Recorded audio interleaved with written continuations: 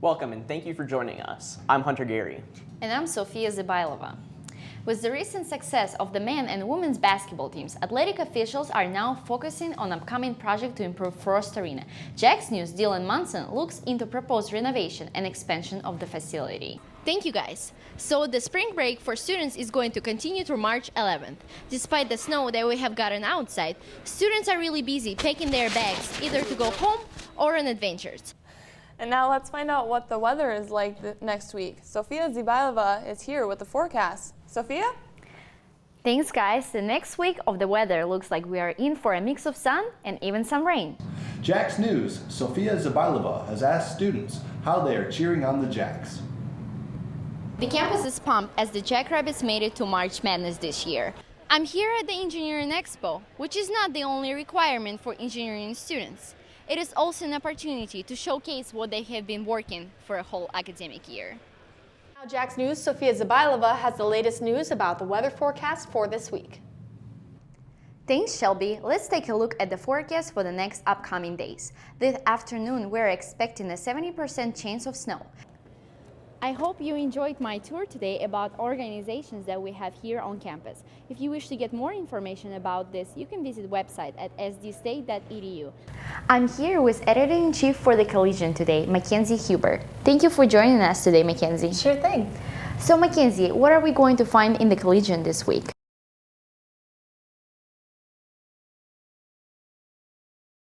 The wave of campus construction continues this semester with the new Alumni Center. I took a look at the ongoing construction.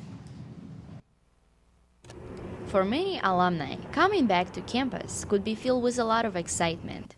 The 16,300 square foot building will be a new home for South Dakota State University Alumni Center, along with an outdoor plaza called the Alumni Green. This will be a place for alumni and friends of the university to share memories, celebrate accomplishments, and take pride in what it means to be a Jackrabbit. The Alumni Green is attached to the lower building, which is the home of SDSU Foundation on Medary Avenue. The president and CEO of SDSU Foundation, Steve Erpenbach, talked more about the ongoing project. So the Alumni Green consists of two buildings. It's a new Alumni Center, which is connected to the foundation building, and then a new home for the president. And in between is a lot of green space, and it's across from the Campanile, and it's going to be kind of a special place for returning alumni when they come back. We hope that they really feel home when they get there. They're going to see the Campanile, this beautiful new Alumni Center, and then just very green grass. And If you ever wanted to learn more about Native American culture, Wachipi or powwow is the perfect event to attend. Sofiya Zybaylova has more on this celebration. Colorful regalias, eagle feathers, and intense drumming along with hundreds of people filled South Dakota State University Student Union for annual Wachipi. The Wachipi, or powwow, meaning to dance in Dakota language.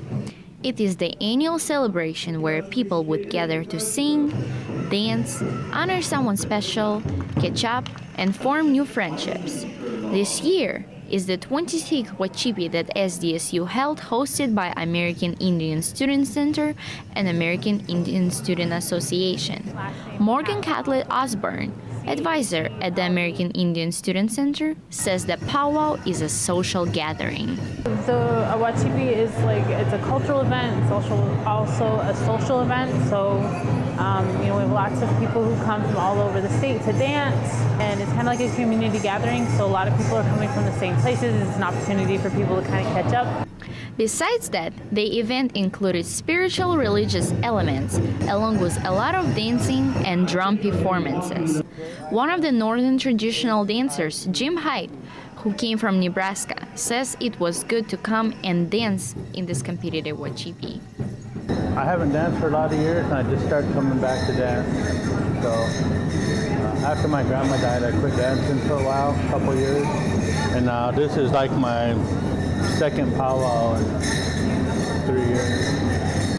The event also held an Indian taco fundraiser, where attendees had an opportunity to try homemade fry bread. For Jax News, I'm Sofiya Zybaylova. If If you happened to be in Brookings last weekend, you could have visited Bangladesh without traveling 7,000 miles. Jax News' Sofiya Zybaylova has more details about what went into the event. Bright colors, loud music, and hundreds of people filled the University Student Union Sunday evening. Students and Brookings residents came together to experience a cultural event called Bangladesh Night. The night has also marked the 46th year of independence for the country from India. This is the second year that the Bangladesh Student Association at SDSU has hosted the celebration. The president of the association, Asan Ahmed, says that it is important for communities such as Brookings to learn more about different cultures. I think it's important because ours is a very small community, so SDSU gave us a platform to share our culture and our food to the Brookings community. So this way we can introduce ourselves to the Brookings, people of the Brookings and also the people of the SDSU. The event gave Bangladeshi students an opportunity to showcase rich heritage of Bangladesh with cultural performances in music and several dance routines. Many people, such as Michael Wojtaszek, who is on exchange visit in the US, admired the performances and enjoyed getting to know the Bangladeshi culture. You know, it's very good to experience our exchange, good to build our knowledge about other cultures, about other countries, also to taste the world taste. The celebration has also included a traditional dinner featuring dishes such as fish kebab, chicken biryani, roscola, vegetable stew with rice, and pudding for dessert.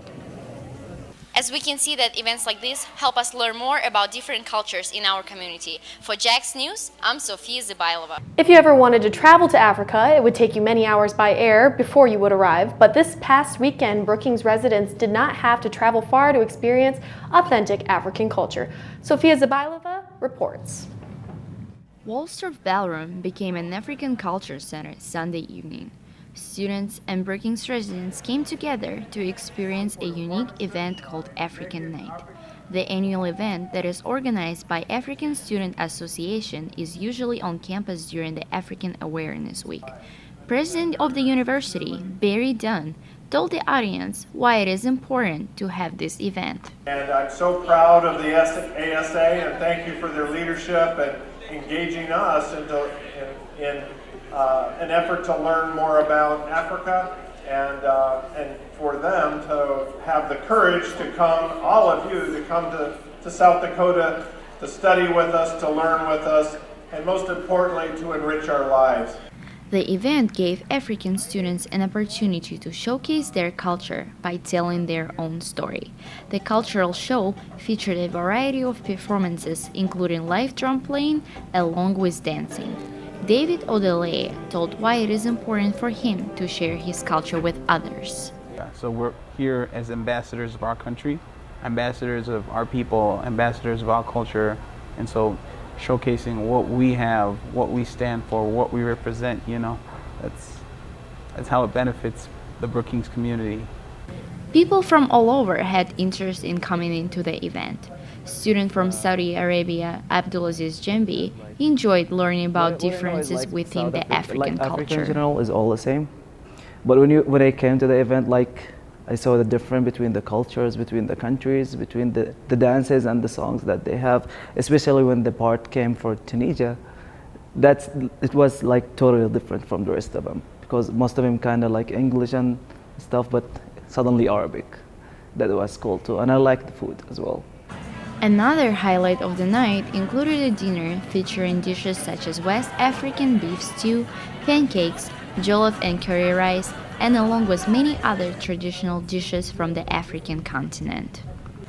This is Sofiya Zybaylova for Jax News.